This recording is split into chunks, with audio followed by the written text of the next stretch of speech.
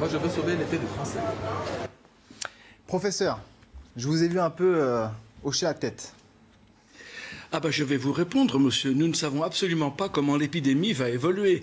Personne ne peut prédire comment une épidémie va évoluer. Et je ne vois pas pourquoi on inquiète, à mon avis inutilement, les Français. On ne sait pas du tout si ce fameux variant Delta, va nous gâcher l'été. L'idée qu'il y a derrière tout ça, c'est de forcer les gens à se faire vacciner, comme si la vaccination était une sorte de talisman contre la maladie. Eh bien ça, c'est faux.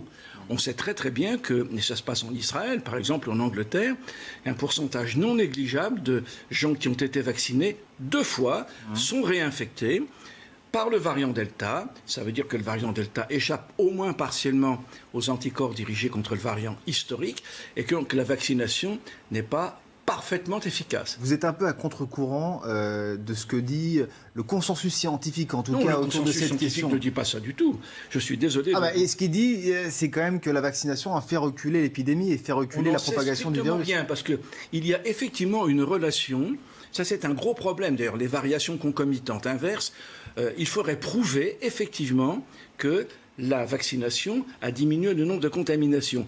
Mais on ne sait pas, dans la diminution du nombre de contaminations, quelle est la part de la vaccination, qui est certainement réelle, je ne vais pas le nier, ça serait stupide, hein, et puis la part d'autres facteurs que l'on ignore, comme les facteurs climatiques, comme les facteurs de confinement ou de déconfinement. Donc les choses sont extrêmement complexes. On ne peut pas d'un seul coup dire « Ah ben voilà, c'est la vaccination qui fait que… » Non, ça c'est faux. Mais vous êtes favorable quand même à ça. Alors pour la vaccination, je ne suis pas favorable à la vaccination obligatoire. J'expliquerai pourquoi tout à l'heure. Je pense que la vaccination est utile, ça c'est clair, et je le redis parce que j'ai déjà dit, pour des gens qui sont à risque, alors qui ont un certain âge, quoique, je le redis aussi, le facteur âge n'est pas forcément le plus grave, des gens âgés depuis 75 ans et qui surtout présentent ce qu'on appelle des comorbidités, l'hypertension, le diabète, l'immunodépression, par exemple, ou l'obésité. Alors ça, évidemment, ces gens-là, ils ont intérêt à se faire vacciner parce que le bénéfice-risque est en faveur du bénéfice. Pour les autres, vous savez, il faut savoir quand même comment se présente la Covid-19 dans son état naturel pour des gens qui ne sont pas vaccinés. La plupart du temps, ils sont asymptomatiques. Il y en a certains qui font des petits symptômes, voire des symptômes plus graves. Il y en a très très peu qui font des formes très très graves. Donc il aurait fallu plutôt vacciner uniquement les personnes fragiles, en tout cas qui présentent ces comorbidités. Eh bien, ça c'est clair. Ça, c'est clair. C'est probablement. On a commencé à le faire dans les EHPAD d'une manière systématique, mais on a quand même vu, notamment en Belgique, des gens qui étaient vaccinés et qui ont été recontaminés par le variant indien et qui se sont pas très bien comportés quand même. Hein. Bon, je tiens à préciser, parce que ça n'a pas été dit, les formes graves hospitalisées sont des personnes qui n'ont pas été vaccinées. Donc très important, et ça a été dit par plusieurs médecins. Et je pense que du coup, la vaccination n'est pas l'alpha et l'oméga, c'est pas la solution magique. Il faut inciter fortement quand même les gens à se faire vacciner, c'est important. Vous n'êtes pas d'accord, professeur? Après, sur les statistiques britanniques, certainement pas. Oui, mais les Britanniques, ils ont été vaccinés à l'AstraZeneca, si je peux me permettre. D'accord, mais ils ont été vaccinés. Beaucoup une seule fois, oui. pas 2 fois. Non. Différent. Sur les statistiques que j'ai qui datent de quelques jours, malheureusement, j'ai pas pu avoir, il faut être honnête, je n'ai pas eu accès aux sources directes des autorités de santé anglaises. Seulement une source indirecte. Donc je suis honnête. Sur 110 morts, 117 morts exactement, ça date de 3 ou 4 jours, il y en avait 50 qui avaient été vaccinés. 2 fois. Donc il ne faut pas dire que ça protège contre les formes graves. Certes, ces personnes étaient âgées, il n'y a absolument aucun doute, mais il ne faut pas dire aux gens, si vous êtes vacciné, vous serez certainement et totalement protégé. Ça, c'est faux. Et c'est contre ça que je m'insurge. Parce que ça donne une fausse idée de sécurité. C'est faux. En Israël, sur 100 personnes qui sont de nouveau qui sont infectées, il y en a 40% qui sont des vaccinés. Or, en Israël, on a vacciné près de 65% de la population, et les 40% qui ont été réinfectés ont été vaccinés 2 fois avec le Pfizer. Il ne faut pas nous raconter d'histoire. Je suis désolé. Il faut être factuel. Bon. Est-ce qu'il faut se focaliser sur les soignants? Sur les soignants. Écoutez, évidemment, il serait... Alors, je ne suis pas du tout d'accord avec l'idée que le vaccin protège contre les variants ou donne des formes beaucoup moins graves. Ça protège un peu, c'est vrai. Vous êtes quand même très isolé à dire ça. Ça protège beaucoup. Vous êtes très isolé à dire ça. Je ne suis pas isolé. Non, je ne suis pas isolé. Seulement, les voix de... Professeur, on a vu quand même que ça chutait considérablement dès que mais monsieur, il faut prouver la corrélation scientifique... C'est à cause du vol des canards, oui. Entre diminution des cas qu'on a observée alors qu'il n'y avait pas de vaccination l'an dernier à l'été, et la vaccination. Je ne vais pas dire qu'elle a été inutile, ce serait idiot, voyons. Hein. Oui. Seulement, ce qui va se passer, d'ailleurs, Pfizer a recommandé une 3e injection. Et ce qu'ils sont en train de faire, et ce qui ne me paraît pas idiot du tout, c'est de faire un vaccin avec les variants qui circulent. Mais ils ont bien recommandé en disant un troisième rappel. Pas vraiment. À mon avis, pour protéger vraiment, il faudrait, comme pour la grippe, avoir des vaccins contre les variants qui circulent. Donc il faudrait avoir un vaccin contre le variant Delta. Et ça, nous ne l'avons pas. Donc ça veut dire qu'il va falloir se faire vacciner chaque année, c'est ce que vous nous dites? Je le crains. Je le crains. Bon, en tout cas, en Italie, c'est beaucoup plus radical. Regardez le point de notre correspondant sur place, Alexandre Lenaour. Justement, en Italie, ces soignants, eh bien, ils ont l'obligation de se faire vacciner.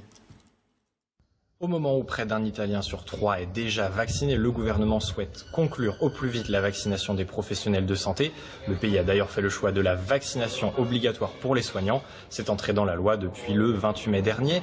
2 objectifs à cela, protéger la santé publique et maintenir des conditions sanitaires adéquates dans les hôpitaux et les centres de vaccination, notamment prévenir d'éventuelles contaminations. Cela concerne tous les professionnels de santé dans le sens le plus large du terme, les médecins et les infirmiers bien sûr, mais aussi les sages-femmes, les pharmaciens, les dentistes ou encore les psychologues et les vétérinaires. Alors à l'heure actuelle, si 98% des soignants sont déjà vaccinés, ils sont encore quelques dizaines de milliers à manquer à l'appel. Pour ceux qui refusent la vaccination, 2 sanctions possibles, une séparation avec les patients et la possibilité de se voir privé d'une grande partie de son salaire. Les plus réfractaires pourraient même se voir geler leur contrat de travail ou tout simplement être suspendus de leur activité. Pour professeur Poindron, on va juste rectifier les choses et préciser quand même à nos téléspectateurs. Oui. Vous n'êtes pas en train de minimiser la dangerosité absolument pas de la Covid-19, mais de relativiser en tout cas. Je bémolise. Voilà. Il y a une chose que je voulais dire, parce que faudrait pas. Premièrement, je n'ai pas de conflit d'intérêt. Parce que à vous écouter, je pense qu'il y en a qui pourraient penser que vous auriez des propos, alors pas du tout, complotistes, mais conspirationnistes. J'ai déjà dit ici à 3 reprises, à 3 fois je suis venu, que je ne voudrais pas être à la place des pouvoirs publics. Je suis persuadé qu'ils essayent de faire le mieux qu'ils peuvent. Mais, de mon point de vue, ils sont loin des faits qui sont publiés. Et je ne sais pas ce qui se passe. Mais encore une fois, ils font ce qu'ils peuvent. Hein. Et comme on est dans une situation entièrement nouvelle, je ne sais pas qui aurait fait mieux qu'eux. Voilà ce que je peux dire. Hein. Donc vous êtes d'accord qu'ils sont dans une démarche quand même assez proactive et ils essayent de... Ils essayent, mais comment dire ? Moi, j'aurais pas fait comme ça. Voilà. Mais je ne suis pas ni politique. Mais quand le conseil scientifique s'exprime et dit il faut vacciner tout le monde, il faut vraiment aller... Il n'a jamais dit ça. Enfin, il faut en tout cas aller vers un taux de vaccination le plus élevé possible. Oui. C'est un peu ce que ça veut dire. Oui, vous êtes contre ça, du coup? Donc le conseil scientifique, à quel jeu il joue finalement? Je ne suis pas contre ça. Selon vous? Je suis contre l'idée que lorsqu'on est vacciné, on est protégé. Ça, c'est faux. Ça, c'est faux. On est un peu plus protégé quand même. On est un peu plus protégé, mais il y a des gens qui ne sont pas protégés du tout, qui sont mal protégés pour diverses raisons, et qui peuvent faire des formes graves, voire mortelles, même avec 2 doses. Oui. Voilà, c'est ça qu'il faut savoir. Mais moi, si les gens veulent se faire vacciner, je les encourage, bien sûr. Je ne peux pas dire non. Hein. Ça protège qu'on voulait entendre. Professeur, je pense qu'on a fait le tour. Peut-être un dernier mot. Vous vouliez ajouter quelque chose? Non, je pense qu'il faut vraiment calmer la crainte des gens. Voilà, je crois que vraiment, il faut absolument faire en sorte que les gens ne soient pas dans cette crainte perpétuelle. Ça me paraît, je suis d'accord avec vous, obligé, c'est contre-productif. Et puis, je voudrais dire aussi qu'on va voir, et ça c'est déjà vu, pour les passes sanitaires, un trafic de QR code. Ça existe, et je peux vous garantir que des gens auront des passes sanitaires parfaitement en ordre, et ce sera des QR codes falsifiés. Vous êtes d'accord pour passer un appel et inciter les gens à se vacciner quand même? Ah je ne veux pas dire le contraire. Voilà. Bon, ça c'est quand même... Vaccinez-vous. Bon, voilà, donc ça c'est quand même une bonne chose. Merci en tout cas, professeur, je vais vous libérer. Élodie Huchard, journaliste au service politique, va prendre votre place.